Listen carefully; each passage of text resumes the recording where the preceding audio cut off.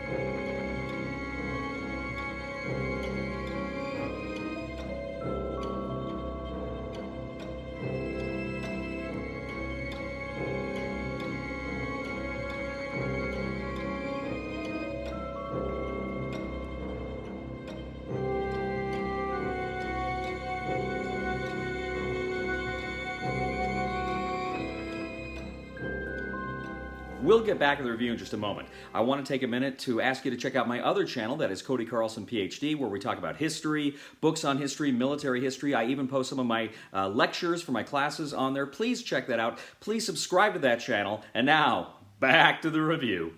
In Cthulhu, Death May Die, 1 to 5 players take on the roles of investigators as they attempt to stop a ritual that is summoning an old one to Earth to wreak a terrible vengeance against humanity, or just, destroy things, or lots of goo and rawr. Now, first of all, you select an episode you're going to play. The game comes with 6 episode boxes, and then you also have 2 monster boxes. The game comes with Cthulhu himself and Hastur. So what you're going to do is select which scenario you want to play and which monster box you want to play. You're going to have a storyboard in which you're going to place the episode card, as well as the minions card, the monster card, and you place the actual giant mini for the particular monster you're going to fight on the progression track. Now, each player is going to select one of the investigators they want to play. They're going to take that investigator's player board. You're going to take a number of tokens to track things like sanity, stress, wounds, and various traits that you will gain throughout the game. Now, the episode is going to tell you how to create a game board. You're going to have various tiles to create this modular game board, and what tokens and monsters and figures are going to go in various spaces throughout the board. Now, for each investigator's turn, there's a protocol about exactly what is going to happen. Now, the first thing is an investigator can take 3 actions. The first thing you can do is run. If you run, you can move up to 3 spaces. Now, if you move through a space with a monster, that monster will follow you. And if you move through a space with fire, then that fire will stick to you. It will follow you as well. Now, you can attack a monster. Now, typically, you're going to roll a number of black standard die, but then also you can go ahead and roll a number of green bonus die, depending on special traits that you picked up or special cards that you picked up. Now, if you're in a safe space, meaning there are no monsters around, you can take a rest action. That will allow you to heal up to 3 points of any combination of stress or wounds. You can take a trade action where you can actually trade cards with other players, and then you can also take an episode action. That's a special action that's available on the episode card. Now, while attacking, you may roll successes, which are the exclamation points. You may roll the elder signs, which some traits can manipulate to turn into successes, and you may roll tentacles. Sometimes the tentacles and a success go hand in hand. The tentacles increase your sanity levels, which can be kind of scary.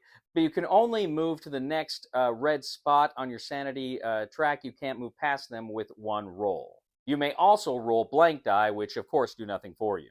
Now, once you've completed your actions, you go to the Mythos phase. You draw a Mythos card. Now, a Mythos card may have kind of a summoning symbol on that. If it does, you set that card to the side. That's going to contribute to the coming of the Great One, the completion of the ritual. Now, there may also be on that card special circumstances, special things that happen around the board, and you may also summon some more monsters onto the board. Next, you go to the fight or investigate phase. Now, if there is a monster in the same space with you, that monster will attempt to fight you. It goes ahead, it rolls dice. It may deal you damage, or it may cause other problems. But if you're in a safe space, again, a space without any monsters in it, you can investigate. You can draw an investigation card. Now, these investigation cards, they may force you to roll die. They may do other sorts of funky things. The card may also have choices on the left or right side, and you can take that card and place it on the left or the right side of your player board, and that will give you added bonuses or some other goodies.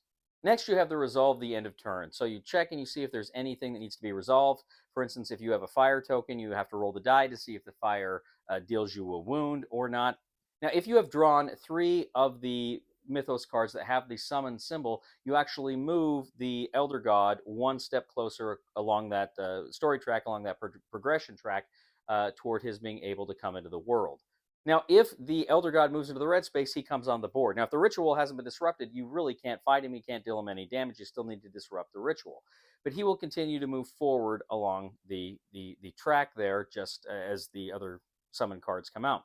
But for the game, you had kind of the stage 1 card out for that monster. You're going to now reveal the stage 2 card, and that will continue to advance as long as he is on the board. Then you'll check for any Elder One end of turn effects before you go back to the beginning of the turn sequence for the next player. Now, if one character is killed while the monster is still on the summoning track, then game over, everyone loses. Now, after the Elder God is summoned, if all of the investigators either succumb to insanity or are killed, then the game is over, everyone loses. If the progression token reaches the 8th space on the summoning track, then everyone loses.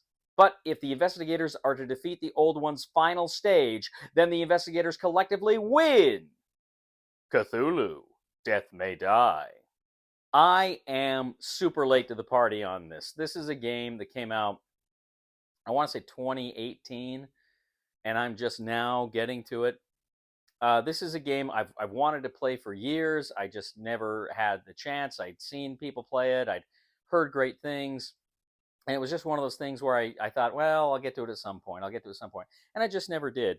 And then finally, for Christmas, I had people give me a lot of Amazon gift cards, and I bought this game. This is a game that I thought, you know what? Dang it, I want to play this one. It looks awesome. And I've heard nothing but good things about it. Shortly after I purchased this game, Ray, who's got like everything for it, he actually said, oh, let me teach you how to play it. And I'm like, oh, great, yeah. So he came over, we played a 2-player game. And he sets it up, and we're getting into it, and suddenly things are very familiar. You've got traits you're upgrading, you got the sanity track, the health track. It feels very much like a lot of the old Fantasy Flight Arkham games, in their line, Eldritch Horror, Mansions of Madness, etc., etc. So it's very familiar territory. We started playing the game, and first of all, I really like the plug and play here, where you select the scenario, you select the monster, and you can buy like individual monsters too to just plug them in here. So there's a lot of replayability. It mixes up the game quite a bit here. But we're playing the game, and first of all, the thing that really struck out to me is, more than anything, the game reminds me of Mansions of Madness from Fantasy Flight Games, except without the app. I mean, they feel very similar. They're very similar games in a lot of ways. I get the same feeling from it. So we're playing the game, and right off the bat, almost as soon, right out of the gate, right out of the get-go, I'm invested in it. And okay, you go here, let's do this, and Ray's invested in it. And it's just a game that sucks you in with a story. And I love, horror games are among my favorite games. I love horror as a genre, movies, books, and games. And this one is just fantastic. I love what this game does. I love these epic stories. I love the abilities. I love the traits on the different investigators, how they're different. They can progress in different ways. And I love how you have the choice on how you're going to progress your characters. You can level up, and you can make those decisions about which ones you want to advance, and the advantages in certain circumstances that those advancements will give you. I really like that quite a bit. So I'm thinking, is this just Mansions of Madness without the app? And I in a lot of ways it kind of is. In a lot of ways this kind of reminds me of that. But at the same time, it does feel like it's its own game. It does do new and interesting things and tell unique stories in a fun way that I like a lot. And I love app-driven games, but I also love really smart and intelligent games that can tell a great story without an app too. And this game does that. There's a lot of things too I didn't even mention in my rules overview, that are really cool here that I like that sanity track. You know, you're moving up on that sanity track, which is helping you to level up. It's one of the ways you're actually leveling up your traits. But if you go too far, you can really get screwed. You know, it can kill you essentially. You could screw with your sanity and go insane and make you out of the game. I like that. I like to get that stress track. Now that stress track is cool because it lets you do re-rolls, right? You can go ahead and lift it, move up a stress in order to re-roll a die, which can be very important at times. At the same time, you go to those investigator phases. A lot of times, you're spending stress in order to get certain advantages with the investigator cards, which I like that quite a bit as well. I feel like I'm not saying anything that hasn't been said before because this is just, like I say, a phenomenal game. This is another game I wish I hadn't waited as long as I had to play it because I would have played this a lot more. And I'm looking forward to getting into some of these other scenarios I haven't played. I'm looking forward to maybe picking up some of the other monsters to plug into it. I'm looking forward to I'll probably get season 2 at some point. I just think this is phenomenal. It's great. I know Ray said they've already done, I think, the 3 and 4 Kickstarter, and it's like, man, I wish I'd gotten in on that earlier because, man, it's just a great game. I love Cthulhu Death May Die. Fantastic horror game that I'm eager to play, get in more, and I'm eager to see where it would kind of end up, like in a top 100 list at some time, because it will definitely be on there, I'm sure. Anyway, fantastic game. So glad I finally got into this one, and I plan on playing it a lot more in the future. So this is Cthulhu Death May Die, and my recommendation is buy it. Thank you once again for joining us today on The Discriminating Gamer. As always, I ask you to please leave a comment for us on YouTube, on Board Game Geek, on our Facebook page, or on thediscriminatinggamer.com. I'd ask you to please like us on Facebook, subscribe to us on YouTube, and follow us on Twitter. And I'd ask you, ladies and gentlemen, to please check out my other channel, that is Cody Carlson, PhD, where we talk about military history, books on history. I even post some of my lectures from my classes there on that channel. Please check that out, and please subscribe to that channel. It would mean a lot to me. I'd also ask you to please click on the thumb button here on Board Game Geek for this video. And if you are a fan of the channel and you really enjoy the content we bring here, I'd humbly ask you to click on the Super Thanks button and leave a tip. You know, ladies and gentlemen, the only thing harder than fighting Cthulhu is spelling Cthulhu. Please somebody help me on my feet again, and I don't know where I'm going, and I don't know where I've been. Please somebody help me on the solid ground. It's a long time, and I'll be dying. Once a year I wind up in the band.